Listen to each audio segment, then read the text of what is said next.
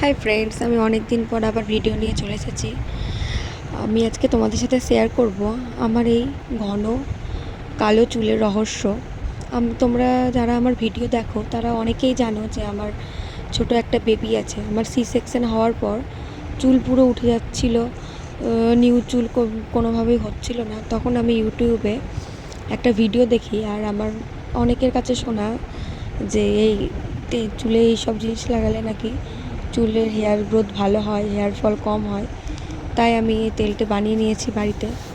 দেখো ফার্স্টেই কী লাগবে বানাতে। ফার্স্টে লাগবে পেঁয়াজ, কারি পাতা, অ্যালোভেরা, জবা ফুলের পাতা।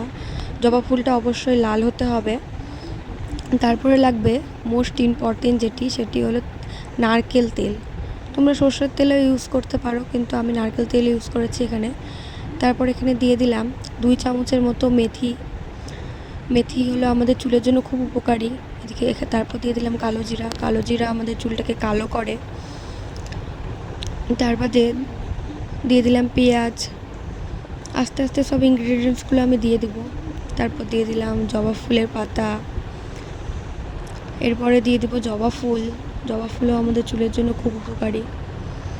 এরপরে দিয়ে দিলাম কারি পাতা। তারপরে দিয়ে দিলাম অ্যালোভেরা। তোমরা যদি এখানে ফ্রেশ অ্যালোভেরা না পাও তো যখন তেলটা ইউজ করবে তখন একটু অ্যালোভেরা জেল লাগিয়ে ইউজ করতে পারো। আর তারপরে আমি এই তেলটা বানিয়ে রেখে যেদিন ব্যবহার করি সেই তেলটার মধ্যে একটা ভিটামিন ই ক্যাপসুল দিয়ে দিই। তার বাদে মাথায় অ্যাপ্লাই করি, তো তেলটার পাওয়ারটা আরও বেশি বেড়ে যায়। এটাকে ভালো করে এবার একটু ভাজা করে নিতে হবে। এটা খেয়াল রাখতে হবে যেন এটা কালো না হয়ে যায়। একটা গোল্ডেন কালার আসবে তখনই আমরা এটাকে বন্ধ করে দেবো।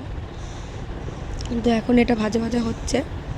এটি তুমি যদি চুলে লাগাও, তুমি 2 সপ্তাহের মধ্যেই ফলাফলটা বুঝতে পারবা। আমার প্রচণ্ড চুল উঠে যাচ্ছিল, আমার নিউ হেয়ার হতো না। তো এখন এটা মাখার পর আমার অনেক বেবি হেয়ার বেরিয়েছে, চুলের গ্রোথ হয়েছে, চুলটা কালো হয়েছে। আমার চুলটা অনেক লম্বা ছিল, তো আমার চুল উঠে যাওয়ার জন্য আমি চুল একদম শর্ট করে দিয়েছি। এখন এটা ব্যবহার করছি, তো আমার চুল ওঠা অনেকটাই কমে গেছে। আমি আরেকটা জিনিস ব্যবহার করি, সেটা হলো হেনা প্যাক। সেটাও তোমরা যদি চাও আমি তোমাদের সাথে শেয়ার করব। ওটাও খুব উপকারী চুলের জন্য। আমি আরেকদিন তোমাদের সাথে হেনা প্যাকটা কীভাবে বানাই সেটা শেয়ার করব তোমাদের সাথে। দেখো আমার তেলটা অলমোস্ট হয়ে গেছে। এখন আমি এটাকে একটা সাদা ভালো কটনের ন্যাকড়ার মধ্যে ছেঁকে নিব ফার্স্টে। আর এটা অবশ্যই কাচের জিনিসে রাখতে হবে।